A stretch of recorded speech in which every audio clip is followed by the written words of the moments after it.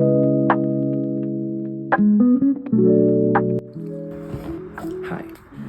welcome to my channel. I'm Ella, and I have a confession to make.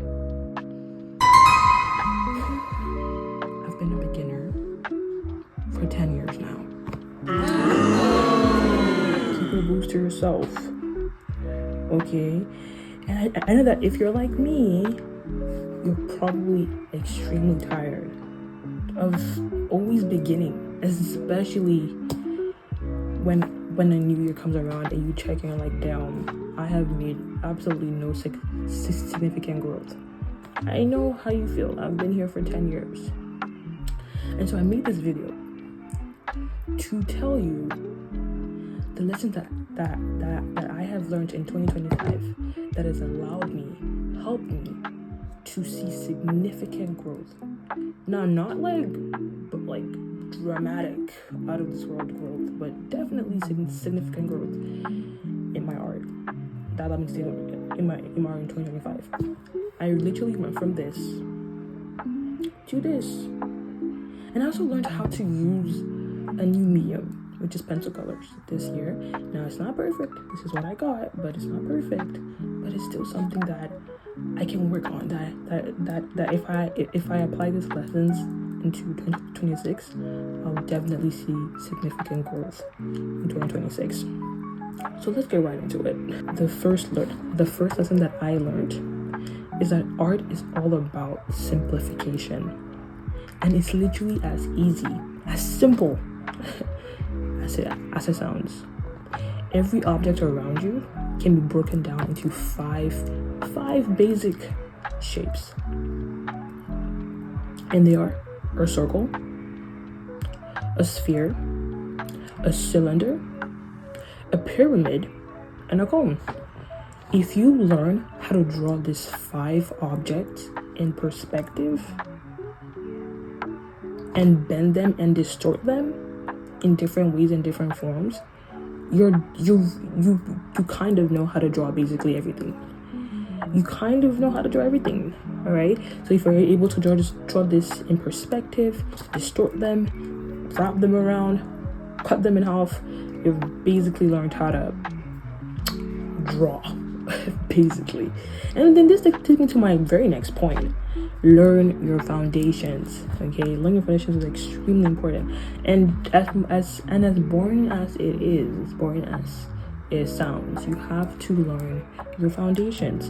And these foundations are perspective, which I just spoke about a minute ago. You have to learn shapes. But I mean about shapes, I mean you have to learn about how to compose the shapes, how to add these shapes together to basically create a bigger, more organic shape. You're basically using geometric shapes to create organic shapes. And so if you learn how to draw the shapes in perspective, so therefore you have to learn perspective and also learn how to cut the shapes and distort the shapes, you're basically able to draw as well. And so you also have to learn anatomy.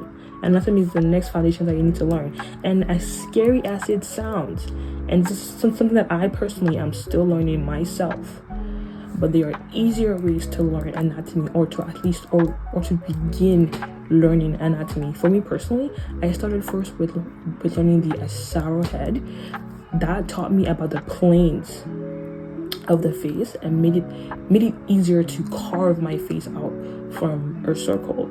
And then I learned about the skull.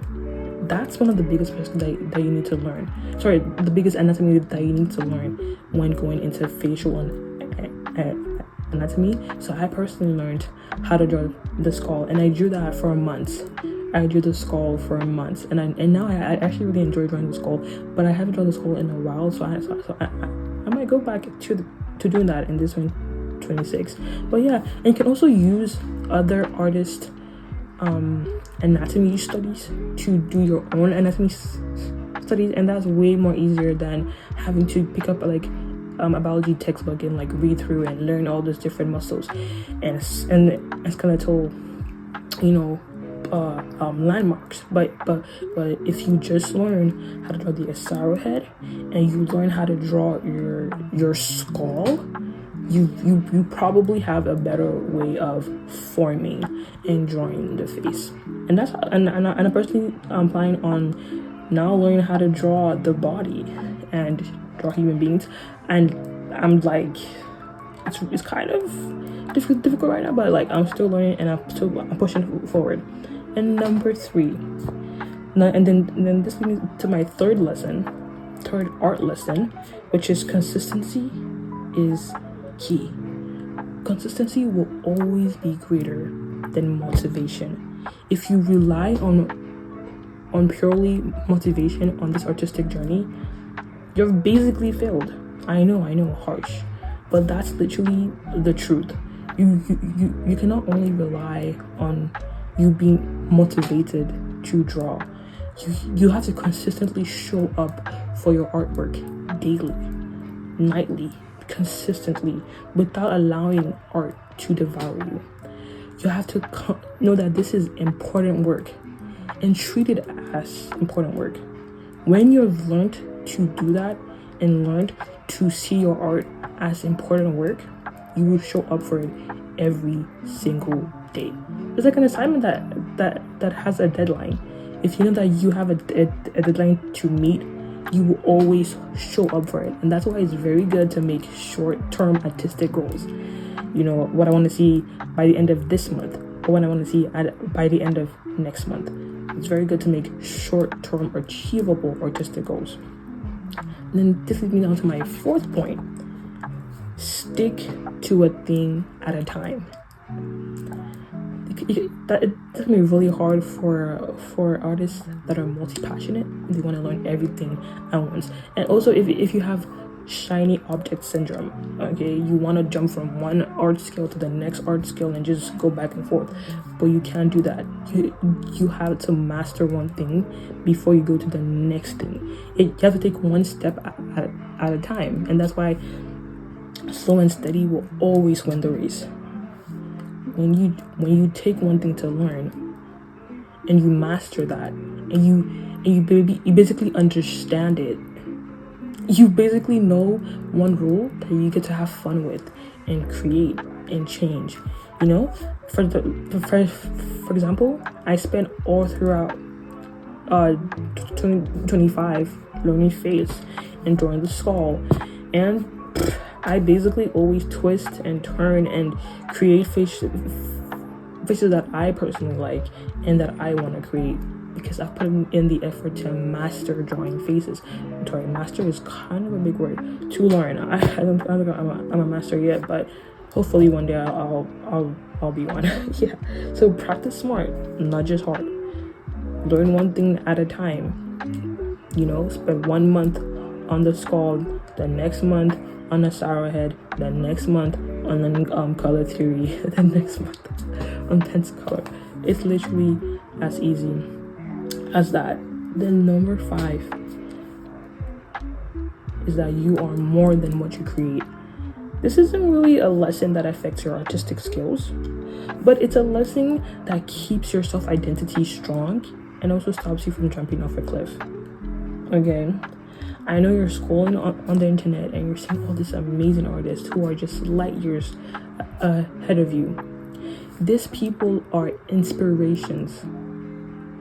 They are not competitions, because they should inspire you because they started where you are right now. They were always beginners. Even people who have a natural talent for art, they also started from a beginning. So they should inspire you as to what you are going to be able to create when you are consistent and you see your art as something that you have to continually meet. And truthfully, sometimes you just have to log off and create something. Alright, just turn off your account and just like go off the internet and actually create something. And this also leads me to my final word I want to give to you. I need you to create ugly, disgustingly, horribly bad, eye-bleaching art. Because at the end of the day, art will always be art. All right. And I was gonna say that, like, you know, it's also a piece of your soul, but no one wants your soul to be eye bleaching horrible. So I'm not gonna say that. It's not a piece of your soul, but you know, like, just always create art no matter what. Like, even if it's horrible and you don't like it and you think it's disgusting to look at, still show up and create those ugly artworks. Isaac Newton failed 99 times. I'm sure he created terrible experiments the first to the 99th time. But the more you keep on showing up, that's how you are consistent. When you keep on creating art, even when it is ugly and even when you don't like it. Alright, so just keep on creating that disgusting art that you absolutely hate and you don't want to look at it again. Just put it down on the paper and close up your sketchbook. That's just how it is. Just create something. And yeah, this is the end of my personal video right now. but if you come back next week, you're gonna get to see what you're gonna get to see me go deeper into the fundamentals and how to learn them in different videos and textbooks and drawing books that have helped me grow artistically and also helped me understand the fundamentals of art. Thank you. I'll see you next week. Toodles.